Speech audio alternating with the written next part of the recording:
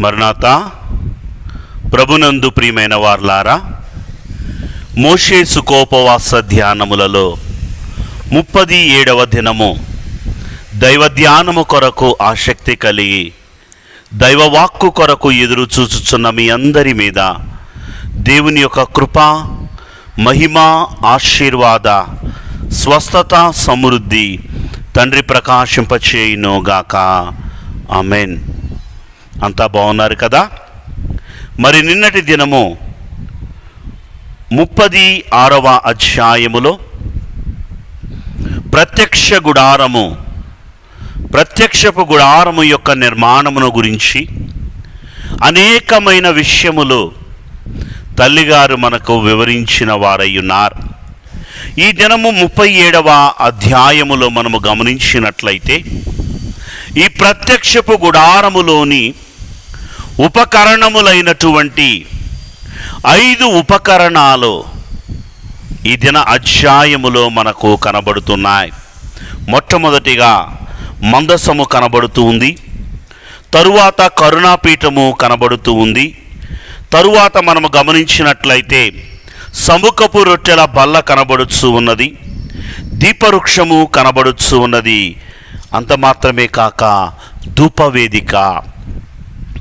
5 అంశములు ఈ 37వ అధ్యాయములో నిర్మాణ రూపములో మనకు కనబడుతున్నాయి.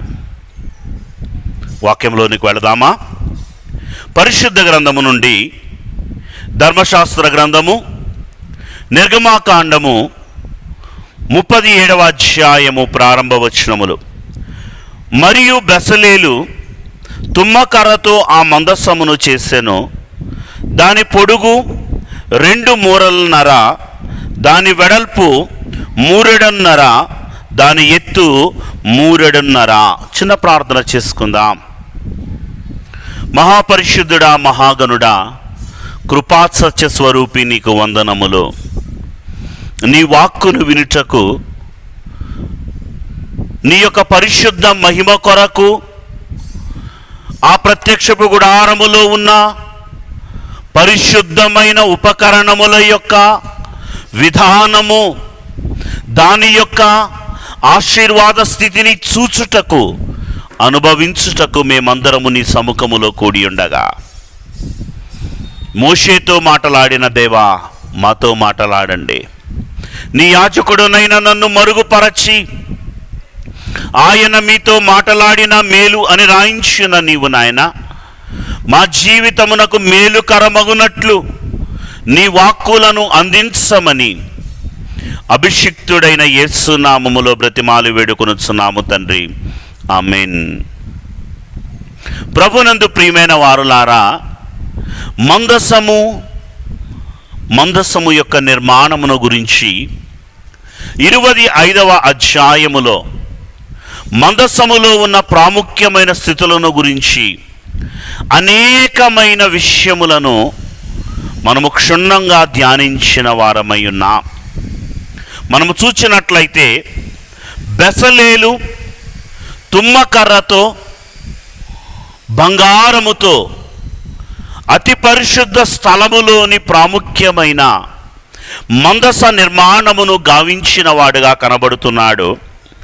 దాని యొక్క పొడవు, వెడల్పు, ఎత్తు 25వ అధ్యాయములో ఆ స్థితులను బట్టి దైవవాక్య సంబంధమైన స్థితులను మనం చూచాం. మనం చూచినట్లయితే తుమ్మకర్ర అనున్నది మానవ నైజమును చూపించే స్థితిగా మనం చూచాం. బంగారము అనున్నది దైవత్వమునకు పోలికగా చూచాం. దానికి 4 బంగారపు ఉంగరములు మనకు కనబడుతున్నాయి. ఈ బంగారపు 4 ఉంగరములే 4 సువార్తలు లేదా నలుదిక్కులుగా చూచాం. అంత మాత్రమే కాదు, ఈ 2 మోతకర్రలు 2 నిబంధనలుగా, పాతన క్రొత్తన నిబంధనగా మనము గమనించిన వారమై ఉన్నాం. మనము గమనించినట్లయితే మందసములో కనబడుచున్న ఉపకరణాలు పరిశుద్ధ గ్రంథములో 2 విధములుగా మనకు కనబడుతున్నాయి.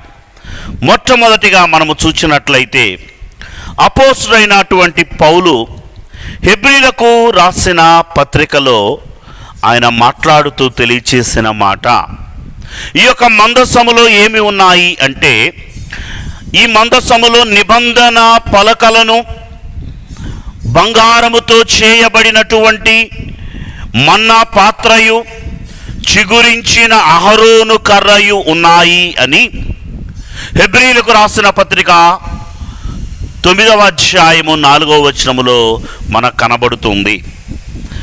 రాజులు మొదటి గ్రంథము 8వ అధ్యాయము 9వ వచనములో చూస్తే, ఇశ్రాయేలీయులు ఐగుప్తు దేశము నుండి వచ్చినప్పుడు యెహోవా వారితో నిబంధన చేయగా మోషే తాను హోరేబునందు ఆ పలకలను మందసములో ఉంచెను. దానిలో ఆ 2 రాతి పలకలు తప్ప మరి ఏమీయూ లేకపోయెను. ఈ రెండింటిలో ఏది కరెక్ట్? రాజుల గ్రంథములో రాయబడిన మాటేమో ఆ మందసములో కేవలము శాసనములు గల పలకలు తప్ప ఏమీయూ లేకపోయినా అని ఉంది. హెబ్రీ పత్రికలేమో మందసములో శాసనము గల పలకలు, బంగారు మన్నా పాత్ర, చిగురించిన అహరోను కర్ర కనబడుచున్నాయి అని ఉంది.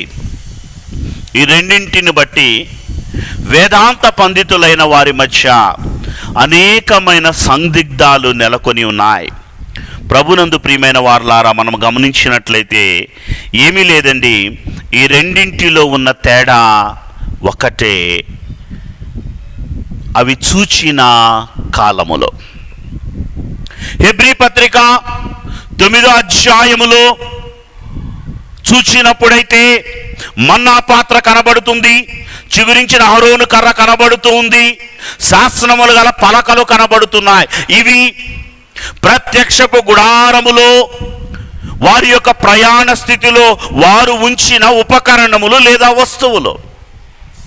కానీ రాజుల కాలములోనికి వచ్చేటప్పటికి దేవాలయములో మందసాన్ని ఉంచడానికి తెచ్చినప్పుడు మందసములో కేవలము శాసనములు గల పలకలు తప్పితే ఏమీయూ లేవు. కేవలము శాసనము గల పలకలు కలిగిన మందసాన్ని మాత్రమే దేవాలయములోనికి తీసుకొని వచ్చినట్లుగా మనం చూస్తున్నాం. ప్రభునందు ప్రియమైన వారలారా, ఈ మందసమును గురించి కొన్ని విషయాలను మీతో నేను చెప్పి ముందుకు వెళ్ళాలని కోరుకుంటూ ఉన్నాను.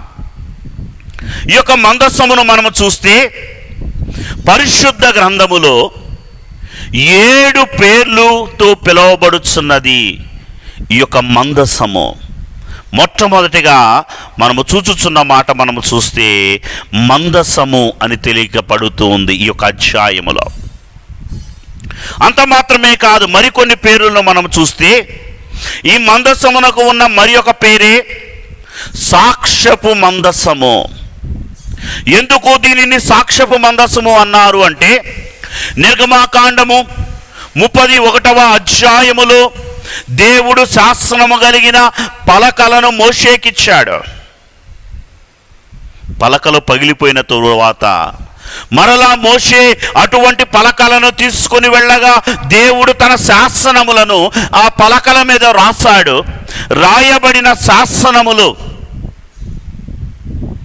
ఈ యొక్క మందసములో ఉన్నవి కనుక ఈ మందసాన్ని మనం చూచినట్లయితే సాక్ష్యపు మందసం. ఇశ్రాయేలీలకు దేవుని ప్రజలకు మధ్య ఇది ఒక సాక్ష్యము అని చెప్పడానికి ఈ మందసముకున్న మొదటి పేరు సాక్ష్యపు మందసము. రెండవదిగా మనం చూచినట్లయితే ఈ మందసమునకున్న రెండవ పేరు నిబంధన మందసము. సంఖ్యాకాండము 10వ అధ్యాయములో ఈ విషయాన్ని మనము చూడగలుగుతున్నాం. సంఖ్యాకాండము 10వ అధ్యాయము 33వ వచనములో వారు కొండ నుండి 3 దినములు ప్రయాణము చేసిరి. వారికి విశ్రాంతి స్థలము చూచుటకు ఆ 3 దినముల ప్రయాణములో యెహోవా నిబంధన మందసము వారికి ముందుగా సాగెను. రెండవ పేరు మనం చూస్తే యెహోవా నిబంధన మందసము లేక నిబంధన మందసముగా కనబడుతుంది. మూడవ పేరును మనము చూచినట్లయితే సర్వలోకనాథుడగు యెహోవా నిబంధన మందసము అని మూడవ పేరు మనకు యెహోషువ గ్రంథము 3వ అధ్యాయములో కనబడుతుంది. యెహోషువ గ్రంథము 3వ అధ్యాయము 13వ వచనములో సర్వలోకనాథుడగు యెహోవా నిబంధన మందసమును యాజకులైన వారు మోస్తూ ఉన్నారు. 1 సాక్ష్యపు మందసము, 2 యెహోవా నిబంధన మందసము, 3వదిగా సర్వలోకనాథుడగు యెహోవా నిబంధన మందసము. 4వదిగా మనం చూసినట్లయితే సమూయేలు మొదటి గ్రంథము 3వ అధ్యాయము 3వ వచనములో మనము చూసినట్లయితే దేవుని మందసము అని కనబడుతూ ఉంది. ఇది 4వ పేరు. సమూయేలు అనుదినము కూడా ఈ దేవుని మందసము ఎదుటని ఆయన పరుండేవాడు అని ఈ సమూయేలు 3వ అధ్యాయము మనకు తెలియచేస్తుంది. 4వ పేరు దేవుని మందసం. 5వ పేరును మనము గమనించినట్లయితే రాజులు మొదటి గ్రంథము 2వ అధ్యాయము 26వ వచనములో రాయబడిన మాట సొలొమోను తెలియచేయుచున్న ఒక చక్కని మాట మనకు కనబడుతుందండి. తరువాత రాజయాజకుడైన అబ్యాతారునకు సెలవిచ్చున్నదేమనగా, అనాతులో నీకు కలిగిన పొలమునకు వెళ్ళుము, నీవు మరణమునకు పాత్రుడు అయితివి గాని నీవు నా తండ్రి అయిన దావీదు మందిర దేవుడైన యెహోవా మందసమును మోసి. మనము చూస్తే 5వ పేరు దేవుడైన యెహోవా మందసము. ఇది మందసముకున్న 5వ పేరు. 6వ పేరును మనం చూచినట్లయితే 2వ దినవృత్తాంతముల గ్రంథము 35వ అధ్యాయము 3వ వచనములో కనబడుతుంది. ఈ మందసముకున్న 6వ పేరు పరిశుద్ధ మందసము అని మనం చూస్తున్నాం. సొలొమోను దేవాలయములో మందసమును నిలవబెట్టినప్పుడు మనం చూచినట్లయితే దీనికి పెట్టిన పేరు పరిశుద్ధ మందసము. ప్రభునందు ప్రియమైన వారలారా, 7వదిగా మనం చూచినట్లయితే ఒక మాటను చూచి ముందుకు వెళదాం. 132వ కీర్తన 8వ వచనములో యెహోవా లెమ్ము, నీ బలసూచకమైన మందసముతో కూడా రమ్ము, నీ విశ్రాంతి స్థలములో ప్రవేశించుము. 7వ పేరు మనము చూచినట్లయితే యెహోవా బలసూచకమైన మందసం. 7 పేర్లు చూచామండి. 1 సాక్ష్యపు మందసము అని, 2వది నిబంధన మందసము అని, 3వది సర్వలోకనాథుడగు యెహోవా నిబంధన మందసము అని, 4వది దేవుని మందసము అని, 5వది దేవుడైన యెహోవా మందసము అని, 6వది పరిశుద్ధ మందసము అని, 7వది యెహోవా బలసూచకమైన మందసము అని. 7 పేర్లు మందసానికి పరిశుద్ధ గ్రంథములో కనబడుతున్నాయి. ప్రభునందు ప్రియమైన వారులారా, అసలు మందసము ఎందుకు దేవుడు ఈ ప్రత్యక్షపు గుడారములో అతి పరిశుద్ధమైన స్థలములో ప్రాముఖ్యమైన దైవోపకరణముగా ఈ మందసమును నిలువబెట్టాడు? గత పాఠములో అనేకమైన విషయాలు చెప్పాను. ఇంచుమించు 9 అంశాలు చెప్పాను మందసము ఎందుకు అంటే. మరి ఈ దినము 3 విషయాలు చెప్పి నేను ముందుకు వెళ్తాను. మందసము ఎందుకు అంటే, మందసము దేవుడు తన ప్రజల క్షేమమును, తన యొక్క సాక్ష్యమును ఏర్పరచడానికి దేవుని యొక్క నిబంధనే ఈ మందసము. 2వదిగా మనం చూచినట్లయితే మందసము దేవుని మందిరములో అతి పరిశుద్ధ స్థలములో కనబడుతుంది. ఇది అతి పరిశుద్ధ స్థలము. ఇటు నుండి చూచినట్లయితే ప్రప్రథమమైనదిగా కనబడుతున్నది. ఇది ప్రత్యక్షపు గుడారము మొత్తానికి కూడా ప్రాముఖ్యమైన ఉపకరణము. ఇది ఒక ప్రత్యక్షపు గుడారమునకు గుండె వంటిది ఈ మందసం. మూడవదిగా మనం చూస్తే మందసము కరుణాపీఠాన్ని మోస్తూ ఉన్నట్లుగా మనకు కనబడుతుంది. అనగా దేవుని యొక్క పరిశుద్ధతను, దేవుని యొక్క సన్నిధిని, దైవ మహిమను భరిస్తున్నదిగా ఈ మందసము కనబడుతుంది. ఈ దినము ఈ మందసమును గురించి మాట్లాడుతూ ప్రాముఖ్యముగా మందసము యొక్క ప్రయాణమును గురించి సవివరమైనటువంటి స్థితిని మీ ముందు ఉంచాలని కోరుకుంటూ ఉన్నాను. మందసము యొక్క ప్రయాణము. నిర్గమాకాండము 25వ అధ్యాయములో దేవుడు నేను మీ మధ్య నివసించున్నట్లు మీరు ప్రత్యక్ష గుడారాన్ని నిర్మించాలి అని చెప్పాడు. దానిలో ప్రాముఖ్యమైన మొట్టమొదటి ఆశీర్వాద స్థితిగా మందసము యొక్క స్థితిని గురించి తెలియచేశాడు. ఈ 37వ అధ్యాయములో మందసము యొక్క నిర్మాణము మనకు కనబడుతూ ఉంది. 40వ అధ్యాయములో మందసము యొక్క ప్రతిష్ఠిత మనకు కనబడుతూ ఉంది. ప్రభునందు ప్రియమైన వారలారా, ఇక్కడ నిర్మించబడి ప్రతిష్ఠించబడిన ప్రత్యక్షపు గుడారములోని అతి పరిశుద్ధ స్థలములో ఉన్న ఈ మందసము ఈ సీనాయి కొండ మీద 11 నెలల 20 దినములు ఆ ప్రాంతములో ఉన్నట్లుగా మనము చూడగలుగుతున్నాం. సంఖ్యాకాండము 10వ అధ్యాయము 11వ వచనములో మనము చూచినట్లయితే ఈ స్థితి ఇశ్రాయేలీలో సీనాయికి వచ్చిన తరువాత వారు నిలిచి ఉన్న కాలాన్ని మనం చూస్తూ ఉన్నాం. మనము గమనించినట్లయితే 33వ వచనము మందసము యొక్క మొదటి ప్రయాణము ఇక్కడ మనకు కనబడుతూ ఉంది. ప్రభునందు ప్రియమైన వారలారా, మనము గమనించినట్లయితే సంఖ్యాకాండము 33వ అధ్యాయములో ఇశ్రాయేలీలైన వారు ఆ యొక్క సీనాయి పర్వతమును దాటి బయలుదేరి వచ్చారు. బయలుదేరి వచ్చిన వారు మనము చూసినట్లయితే మోషే బావమరిది మిద్యాను యాజకుడైన యిత్రో కుమారుని యొక్క సహాయమును కోరినట్లుగా పరిశుద్ధ గ్రంథములో మనకు కనబడుతూ ఉంది. ఒక్కసారి ఈ విషయాలను మనం చూద్దామండి. సంఖ్యాకాండము 10వ అధ్యాయం 29వ వచనములో మోషే మామయ్యగు మిద్యానీయుడైన రెవూయేలు కుమారునగు హోబాబుతో మోషే యెహోవా సెలవిచ్చునని చెప్పిన స్థలమునకు మేము ప్రయాణమైపోవచ్చున్నాము, మాతో కూడా రమ్ము, మేము మీకు మేలు చేసేదము.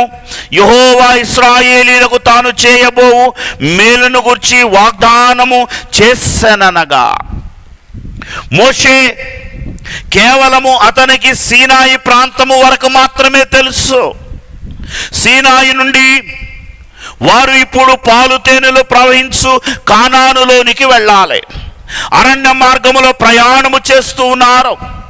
మార్గము తెలియని గమ్యము, కేవలము దైవ సహవాసము, మేఘస్తంభము, అగ్నిస్తంభము ఈ యొక్క మందసము భుజముల మీద ఉంది. అప్పుడు హోబాబును మోషే అడుగుతూ ఉన్నాడు, నువ్వు మాతో కూడా రా, దేవుడు మమ్మలను కానానులో ప్రవేశింపచేస్తాను అని, ప్రపంచములో ఎవరు పొందని మేలులతో మమ్మలను నింపుతాను అని తెలియచేశాడు కదా. దానిలో నీవు కూడా పాలిభాగస్థుడివుగా మాతో రా అన్నప్పుడు ఈ హోబాబు చెప్పిన మాట, ఇది నా స్వస్థలము. మనం చూస్తే 30వ వచనములో, అందుకు అతడు, నేను రాను, నా దేశమునకును నా వంశస్థుల యొద్దకును వెళ్ళేదనే. ఇతడు అంటున్నాడు, నేను రాను, నేను రాలేను. మోషేలో ఉన్న సాత్వికమైన స్థితి ఇక్కడ మనకు కనబడుతుంది. వారు ప్రయాణమయ్యారు. పారాను అరణ్యము, కాదేషు బర్నియా అనే ప్రాంతంలోనికి వచ్చారు. కానాను చాలా దగ్గరగా కనబడుతూ ఉన్నది. మన భాషలో చెప్పుకోవాలి అంటే ఈ ప్రాంతమే యోర్దాను సమీప ప్రాంతము. ఇక్కడకు వచ్చి ఈ యొక్క కానాను దేశము యొక్క స్థితిని చూడడానికి ప్రతి వంశములో నుండి ప్రత్యేకింపబడిన వారిని దేవుడు ఎన్నుకొని వారిని వేగు చూడడానికి పంపించమన్నాడు. సంఖ్యాకాండము 13వ అధ్యాయము 2వ వచనములో మనం చూస్తే ప్రభు తెలియచేయుచున్న మాట, నేను ఇశ్రాయేలీలకు ఇచ్చుచున్న కానాను దేశమును సంచరించి చూచుటకు నీవు మనుష్యులను పంపుము. నీవు మనుష్యులను పంపుము అని తెలియచేసినట్లుగా మనం చూస్తున్నాం. మోషే ప్రతి గోత్రములో నుండి, మరి ఆ అధ్యాయంలో మనం చూస్తే ఎవరెవరు వెళ్ళారు అనేది వారందరి పేర్లు కూడా ఇవ్వబడ్డాయి. వీరందరూ వెళ్ళారు, 40 దినాలు కానానులో సంచరించారు. చక్కని ఫలములు తీసుకొని వచ్చారు. వచ్చిన వారందరూ చెప్పిన మాట, ఆ దేశము మిక్కిలి రమ్యమైన దేశమే, కానీ ఆ దేశమును మనము స్వతంత్రించుకొనలేము.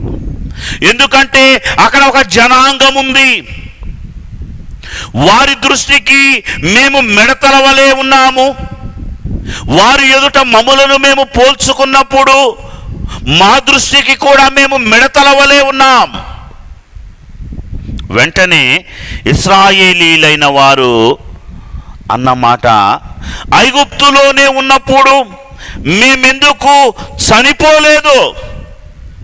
ఇశ్రాయేలీలైన వారు ఈ యొక్క కాదేషు బర్నియాలో వారి మరణాన్ని కోరుకున్నారు.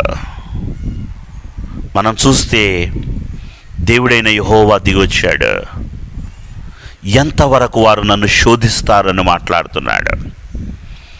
చూడడానికి వెళ్ళిన ఈ యొక్క 12 మందిలో కేవలము 2 మాత్రమే చక్కని సాక్ష్యాన్ని చెప్పారండి.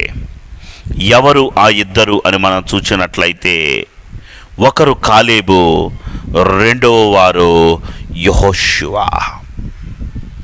వారు అంటున్నారు, అయ్యలారా, ఖచ్చితముగా మనము ఆ దేశమును స్వతంత్రించుకుంటాం. సమాజమంతా వారి మీద రాళ్ళు రువ్వి వారిని చంపాలి అనుకుంటే, ప్రత్యక్షపు గుడారం ఎదుట 2 యవనస్తులు, కాలేబు, యెహోషువ, తమ వస్త్రములను చించుకొని ఖచ్చితంగా మనం వారిని గెలవగలము అని మాట్లాడిన వారై ఉన్నారు. అయితే ఒకే ఒక మాటను చూపించి ముందుకు వెళతాను. సంఖ్యాకాండములో మనం చూసినట్లయితే ప్రభు అంటున్నారు, వారు 40 దినములు ఆ దేశములో సంచరించి వారు చెడ్డ సమాచారాన్ని తెచ్చారు. కాబట్టి ఆ చెడ్డ సమాచారమును బట్టి వారు 40 సంవత్సరములు ఈ అరణ్యములోనే తిరుగుతారు. వారు మరణాన్ని కోరుకున్నారు కాబట్టి ఈ అరణ్యములోనే వారు మరణమవుతారు. వారి పిల్లలు మాత్రమే ప్రవేశిస్తారు అని సంఖ్యాకాండము 14వ అధ్యాయము 34వ వచనములో ప్రభు తెలియచేస్తున్నట్లుగా మనం చూస్తున్నాం.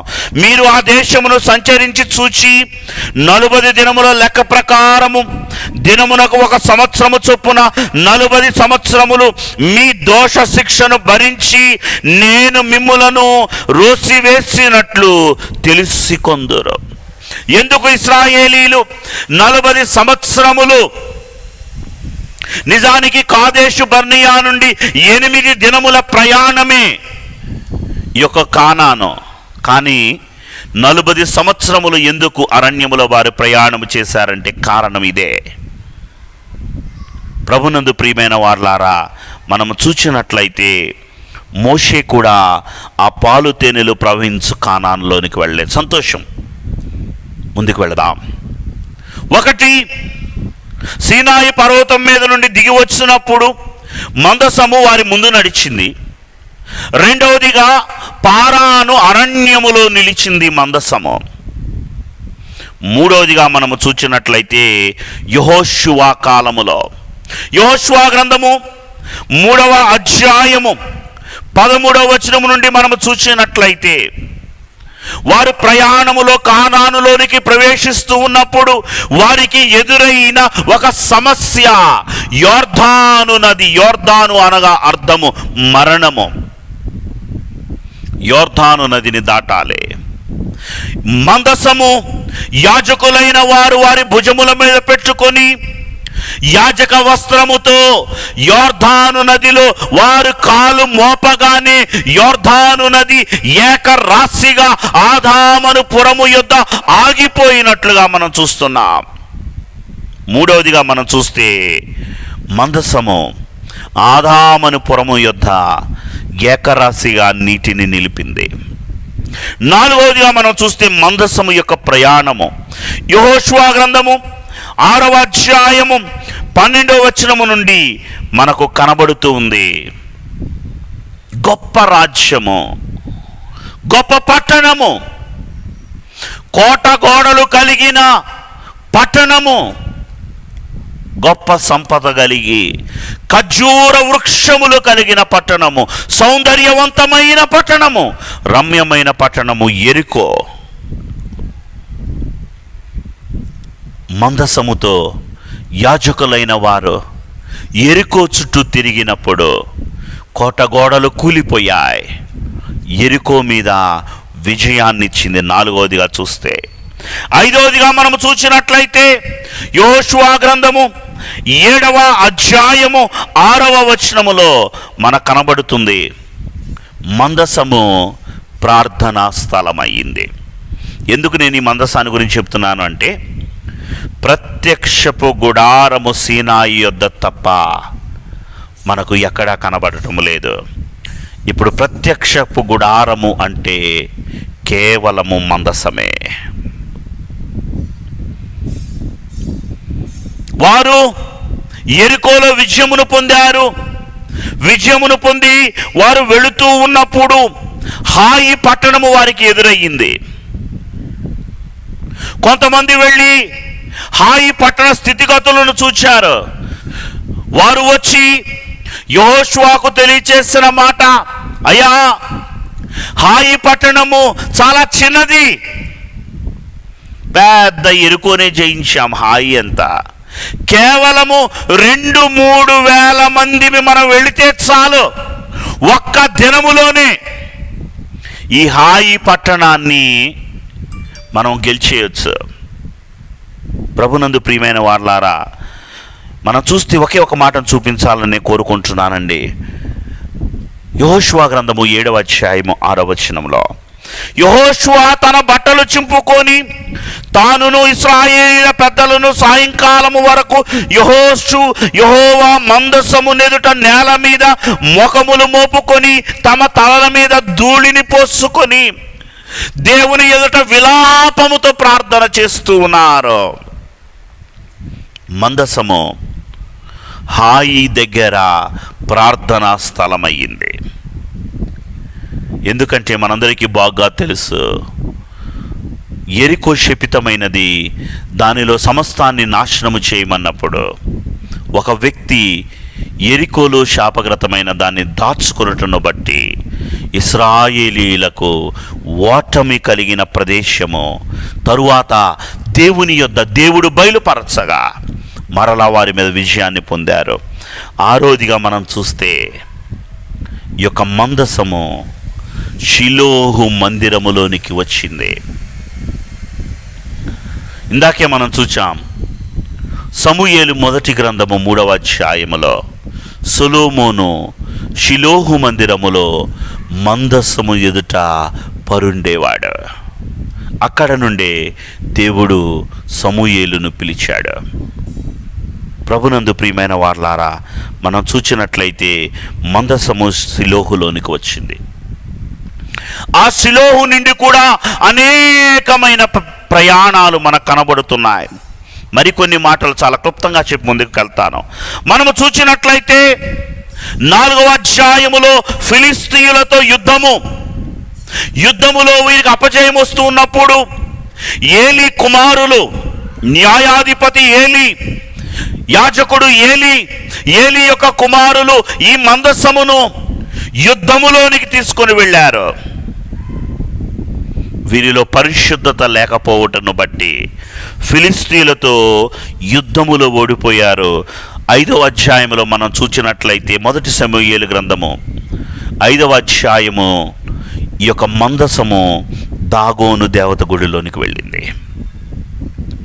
ఆ దేవతలన్నీ మందసము ఎదుట బోర్ల పడినట్లుగా మనం చూస్తున్నాం. 6వ అధ్యాయములో మనము చూచినట్లయితే ఈ యొక్క మందసం అంట ఫిలిస్తీన్ల మధ్య 7 నెలలు ఉంది. తరువాత మనం గమనించినట్లయితే 6వ అధ్యాయము 10వ వచనములో ఈ యొక్క మందసాన్ని బెత్షెమెషు పొలములోనికి తీసుకొని వెళ్ళారు. మందసం రాగానే కొత్త ఎడ్లతో కొత్త బండి మీద మందసాన్ని ఈ బెత్షెమెషు అనే ప్రాంతంలో పొలములో విడిచిపెట్టి వెళ్ళిపోయారు ఫిలిస్తీయులు.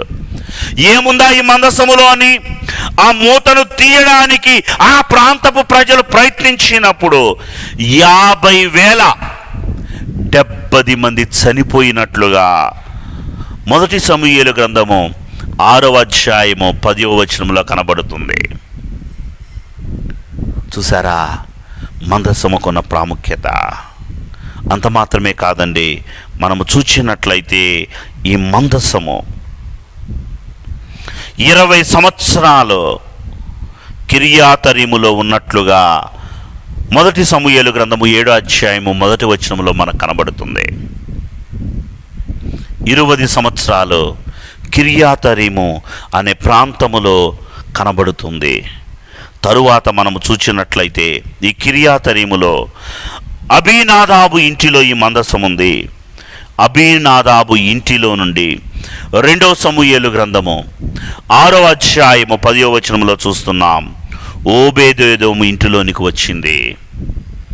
ఈ మందసాన్ని బట్టి ఓబేదెదోము ఇంటి వారందరూ ఆశీర్వదింపబడినట్లుగా మనం చూస్తున్నాం.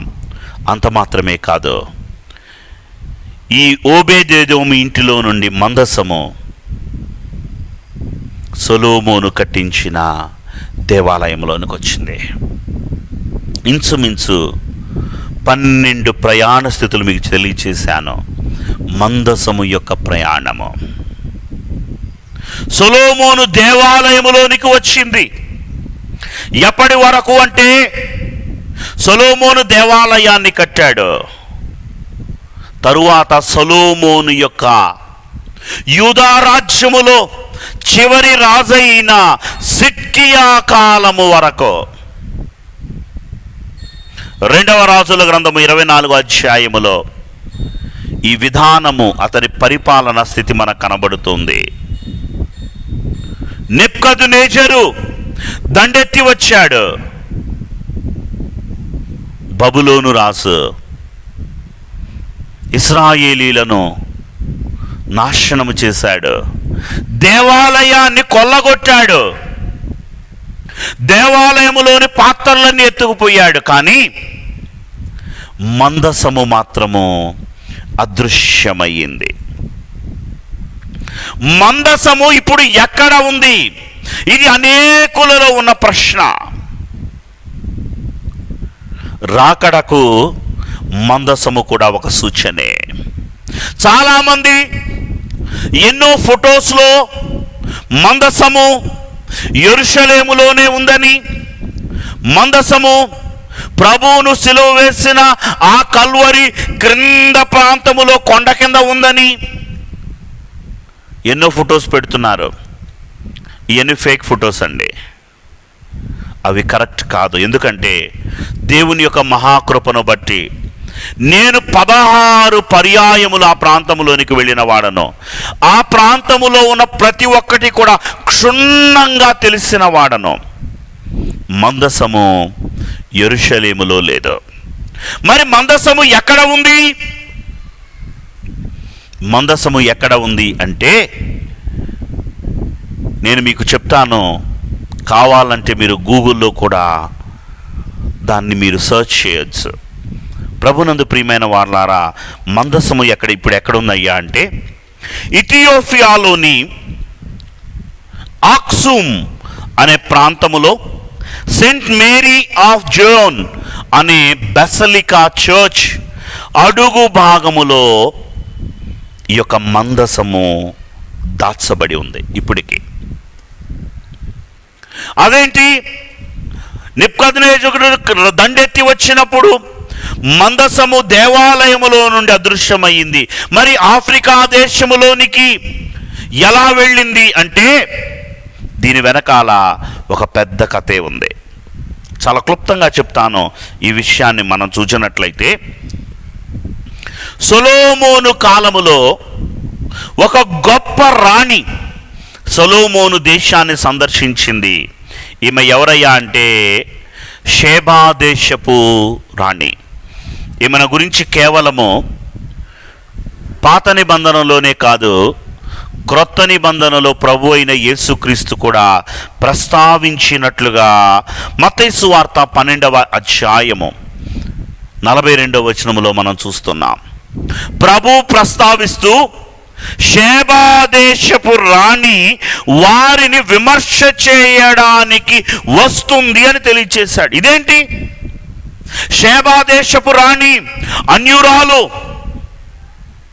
ఈమె సొలొమోనును గురించి, సొలొమోను ఘనతను గురించి తెలుసుకొని సొలొమోను రాజ్యములోనికి చూడడానికి వచ్చింది. వచ్చిన తరువాతే యెహోవాను గురించి తెలుసుకుంది. మరి ఈమె తీర్పు తీర్చటం ఏంటి? ఏమీ లేదండి. సొలొమోనుకు బహుభార్యలు అని మనం చూచాం. ఈ షేబా దేశపు రాణిని కూడా వివాహమాడినట్లు మనకు చరిత్రలో కనబడుతుంది. మనం చూస్తే 14 స్టేషన్స్ యేసు ప్రభు సిలువనెత్తుకొని నడిచిన 14 స్టేషన్స్ ఇశ్రాయేలు దేశంలో మనకు కనబడతాయి. ఆ స్టేషన్స్లో 9th స్టేషన్ మనం దాటి లోపలికి వెళ్ళేటప్పుడు ఈ యొక్క ఇథియోపియా వారు, షేబా దేశపు రాణి వారు నిర్మించిన ఒక దేవాలయము మనకు కనబడుతుంది. ఆ దేవాలయములో నుంచే మనము ఈ యొక్క 11th స్టేషన్లోనికి వెళ్ళేవారమై ఉంటాం. ఏంటి అంటే షేబా దేశపు రాణిని సొలొమోను వివాహం చేసుకున్నాడు. సొలొమోను ద్వారా కుమారులు కలిగారు. వారు ఆ యొక్క ప్రాంతాన్ని పరిపాలిస్తున్నారు. ఎప్పుడైతే నెబుకద్నెజరు దండెత్తి వచ్చాడో యెరూషలేము దేవాలయములో ఉన్న ఆ మందసాన్ని ఈ సిద్కియా రాజు చేసిన ఒకే ఒక మంచి పని, మందసమును వారి యొద్ద నుండి ఆ యొక్క షేబా దేశపు రాణి యొక్క కుమారుల యొద్దకు పంపించాడు.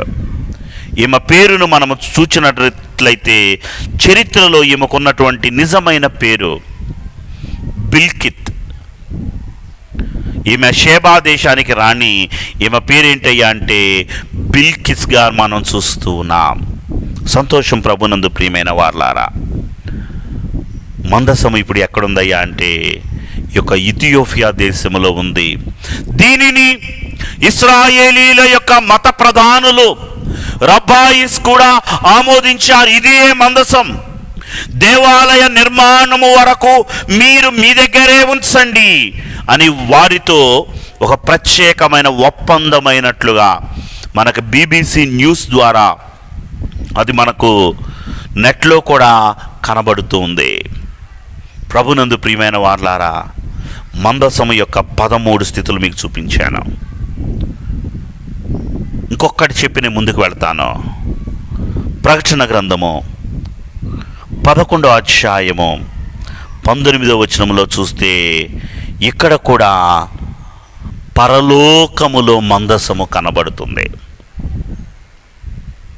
పరలోకములో మందసం కనబడటం ఏంటి అంటే, మందసము భూమి మీద లేదా, మందసము పరలోకములోనికి వెళ్ళింది అనేవారు కొంతమంది.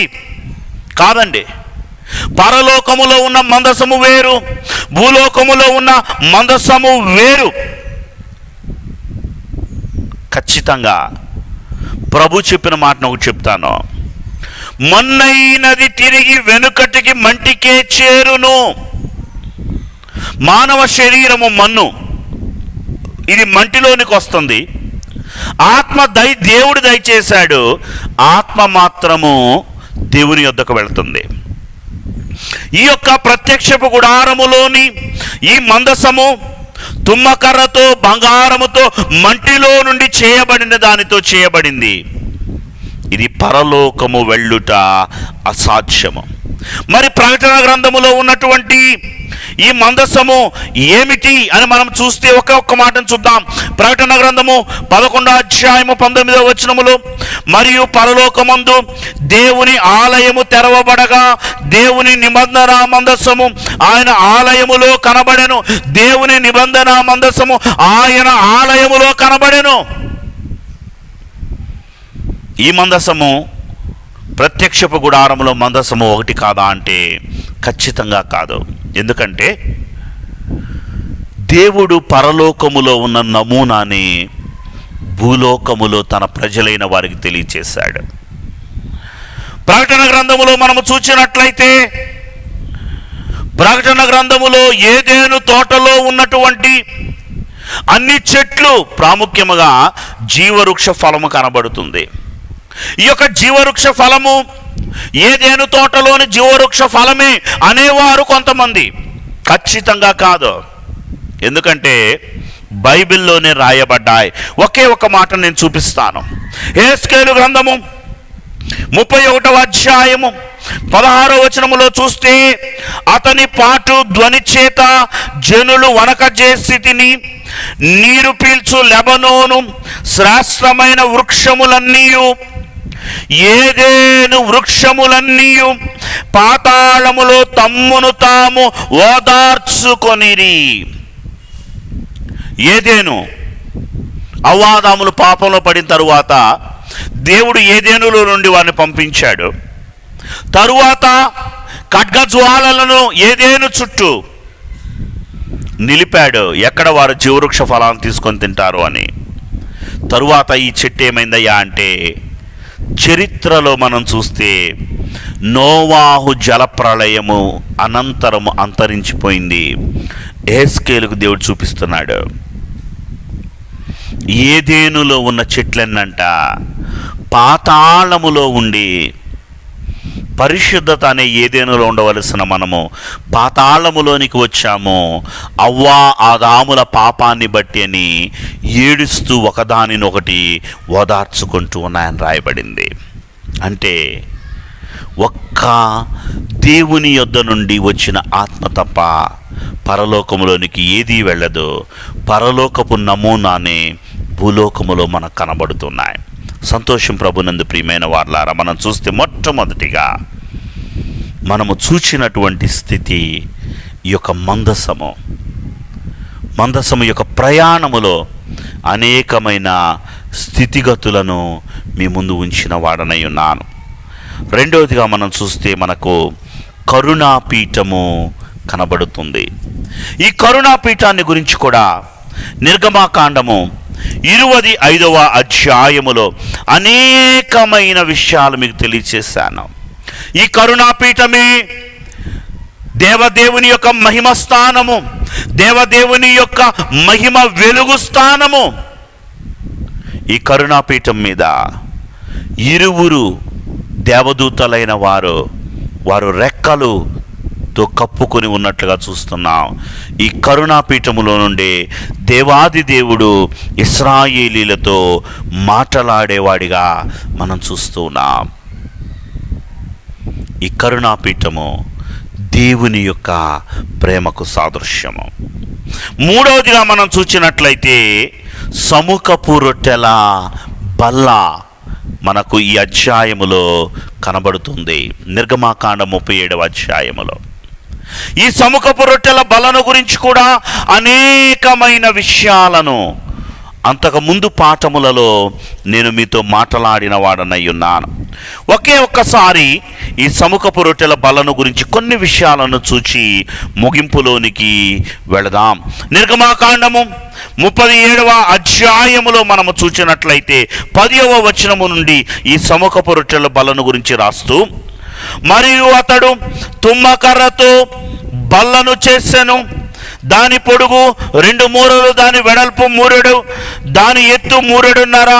అతడు దానిని మేలిమి బంగారు రేకుతో పొదిగించి దాని చుట్టూ బంగారు జవను చేసెను. ప్రభునందు ప్రియమైన వారులారా, మనం చూచినట్లయితే సముఖపు రొట్టెల బల్ల యొక్క నిర్మాణము కనబడుతుంది. దీనిని ఇక్కడ రాసినటువంటి మాట బల్ల. ఈ యొక్క సముఖపు రొట్టెల బల్ల దేనికి సాదృశ్యముగా కనబడుతుంది అంటే దైవ సహవాసానికి సాదృశ్యముగా ఈ సముఖపు రొట్టెల బల్ల కనబడుతున్నట్లుగా మనం చూస్తూ ఉన్నాం. ఈ సముఖపు రొట్టెల బలను గురించి లేవ్యాకాండము 24వ అధ్యాయము 5వ వచనము నుండి మనం చూస్తే ఈ పరిశుద్ధ స్థలములో ఉన్న ఈ సముఖపు రొట్టెల బల్ల, ఈ బల్ల మీద ఉంచవలసినటువంటి ఈ సముఖపు రొట్టెలను గురించి రాయబడింది. ఒకసారి చూద్దామండి. లేవ్యాకాండము 24వ అధ్యాయం 5వ వచనం. మరియు నీవు గోధుమ పిండిని తీసుకొని దానితో 12 భక్ష్యములను వండవలను. ఒక్కొక్క భక్ష్యమును సేరు పిండితో ఉండవలెను. యెహోవా సన్నిధిని నిర్మలమైన బల్ల మీద ఆరేసి భక్ష్యములు గల 2 దొంతులుగా వాటిని ఉంచవలెను. సేరు పిండితో ఒక్కొక్క భక్ష్యాన్ని, ఒక్కొక్క సముఖపు రొట్టెను తయారు చేయాలి. ఒక వరుసలో 6, మరి ఒక వరుసలో 6, 2 వరుసలుగా ఈ సముఖపు రొట్టెలను పేర్చాలి. ఈ సముఖపు రొట్టెల మీద స్వచ్ఛమైన సాంబ్రాణిని ఉంచాలి. ఇది యెహోవా ఎదుట మీ ఆహారమునకు జ్ఞాపకార్థమైన హోమము. అంత మాత్రమే కాదు, మనం చూసినట్లయితే 8వ వచనం. యాజకుడు ప్రతి విశ్రాంతి దినమున నిత్య నిబంధనను బట్టి ఇశ్రాయేలీల యొద్ద దానిని తీసుకొని నిత్యము యెహోవా సన్నిధిని దానిని చక్కపరచవలెను. ఒక సబ్బాతు దినమున దానిని పెడితే మరి ఒక సబ్బాతు దినము వరకు అవి ఆ యొక్క బల్ల మీద ఉండాలి. వాటి మీద అనుదినము సాంబ్రాణిని ఉంచాలి. సబ్బాతు దినము రోజు యాజకుడు ప్రజలందరి సమక్షములో మనం చూసినట్లయితే తరువాత వచనములో, అది అహరోనుకును అతని సంతతి వారికి ఉండవలెను. వారు పరిశుద్ధ స్థలములో దానిని తినవలెను. నిత్యమైన కట్టడ చొప్పున యెహోవాకు చేయు హోమములలో అది అతి పరిశుద్ధము. అహరోను అతని కుమారులు ప్రజల పక్షముగా దానిని భుజించాలి. మరలా క్రొత్త భక్ష్యములను ఆ యొక్క సముఖపు రొట్టెల బల మీద పెట్టాలి. ఇది సహవాసమునకు సూచన. ప్రభునందు ప్రియమైన వారలారా, ఈ సహవాసమే మనకు నూతన నిబంధనలో సూచనగా ప్రభు తెలియచేస్తున్నాడు. ఒక మాటను చూపిస్తాను. మనము గమనించినట్లయితే యోహాను సువార్త 6వ అధ్యాయములో దేవుడు తన సహవాసపు విందును గురించి మాట్లాడిన విధి విధానము మనకు కనబడుతుంది. యోహాను సువార్త 6వ అధ్యాయము 52వ వచనములో యూదులు ఈయన తన శరీరమును ఎలాగు తిననీయగలడు, ఒకరితో ఒకడు వాదించిరి. కావున యేసు ఇట్లనెను, మీరు మనుష్య కుమారుని శరీరమును తిని ఆయన రక్తమును తాగితేనే కాని మీలో మీరు జీవము కలవారు కారు. మీరు నిత్య జీవమును పొందాలి అంటే మనుష్య కుమారుని శరీరమును తినాలి, ఆయన రక్తమును తాగాలి. ఇది సహవాసము. సంస్కారపు విందుకున్న మరి ఒక పేరు ఇది ప్రభువుతో సహవాసపు విందు. ప్రభువును మనము ముట్టుకునే విందు, ప్రభువు మనలను ముట్టుకునే విందు. అంత మాత్రమే కాదండి, ప్రభు అంటాడు, ఎవరైతే ఈ సహవాసపు విందులో పాల్గొంటారో వారు నిత్య జీవం గలవారు అవుతారు. రెండవదిగా అంత్యదినమున దేవుడు వారిని లేపుతాడు. మూడవదిగా వాడు దేవుని యందును దేవుడు వాని యందును నివసిస్తారు. నాలుగవదిగా మనం చూచినట్లయితే దైవుని మూలముగా వారు ఈ లోకములో జీవిస్తారు. ఐదవదిగా ఈ ఆహారము తినువాడు ఎల్లప్పుడూ జీవించును, దేవునితో యుగ యుగములు జీవించే స్థితిని వారు సంపాదించుకుంటారు. ఈ సహవాసపు విందులో ఉన్న వారిని తండ్రి ఎదుట, దూతల ఎదుట ఆయన ఒప్పుకుంటాను అని తెలియచేసినట్లుగా మనం చూస్తున్నాం. మనం చూస్తే మూడవదిగా ఈ యొక్క 37వ అధ్యాయములో మనకు కనబడుతున్నది ఈ యొక్క సముఖపు రొట్టెల బల్లగా కనబడుతుంది. మూడవదిగా మనం చూచినట్లయితే ఈ నిర్గమాకాండము 37వ అధ్యాయములో మనకు కనబడుచున్నది 17వ వచనము నుండి దీపవృక్షము కనబడుతూ ఉంది. ఈ దీపవృక్షమును గురించి కూడా అనేకమైన విషయాలను నేను మీతో పంచుకొనిన వాడనై ఉన్నాను. మనం చూస్తే దీపము నిత్యము వెలుగునట్లు దీపమునకు అచ్చమైన దంచి తీసిన ఒలీవ నూనెను తేవలను అని నిర్గమాకాండము 27వ అధ్యాయములో ప్రభు 20వ వచనములో తెలియచేసిన వారై ఉన్నారు. ఈ దీపవృక్షము మేలిమి బంగారముతో బాదము పువ్వులు కలిగినదిగా బెసలేలు చేత తయారు చేయబడింది. ఈ దీపవృక్షమునకు 7 ప్రకాండములు కనబడుతూ ఉన్నాయి. ఈ 7 ప్రకాండములే లోకమంతటి మీదకి పంపబడిన దేవుని యొక్క 7 ఆత్మలు అని ప్రకటన గ్రంథము 4వ అధ్యాయంలో చూచాం. 25వ అధ్యాయం వివరించుకున్నప్పుడు అనేకమైన విషయాలను ఈ దీపవృక్షమును గురించి మనము చూచినట్లుగా చూస్తున్నాం. ఏంటి ఈ యొక్క దేవుని యొక్క 7 ఆత్మలు అంటే, యెషయా గ్రంథము 11వ అధ్యాయము 2వ వచనములో ఉన్నటువంటి దేవుని యొక్క 7 ఆత్మల యొక్క స్థితిని కూడా నేను మీ ముందు ఉంచిన వాడనై ఉన్నాను. ప్రభునందు ప్రియమైన వారులారా, ఆత్మ ఒక్కటే, ఆత్మ రూపములు 7 కనబడుతున్నాయి. ఆత్మ కార్యములు 7 విధములుగా ప్రత్యక్షమవుతూ ఉన్నాయని కూడా మనం చెప్పుకొనిన వారమై ఉన్నాం. ఒకే ఒక మాటను చూచి ముందుకు వెళదాం. యెషయా గ్రంథము 11వ అధ్యాయము 2వ వచనములో యెహోవా ఆత్మ 1 జ్ఞానము, 2 వివేకములకు ఆధారమగు ఆత్మ, 3వదిగా మనము చూచినట్లయితే ఆలోచన, 4వదిగా బలము, 5వదిగా తెలివి, 6వదిగా భయము, 7వదిగా భక్తి. 7 స్థితులు కనబడుతున్నాయి. ఈ 7 స్థితులే మన కాలములో 7 విధములుగా పనిచేస్తున్నట్లుగా పరిశుద్ధ గ్రంథంలో మనకు కనబడుతుంది. చాలా క్లుప్తంగా నేను చెప్పి ముందుకు వెళతానండి.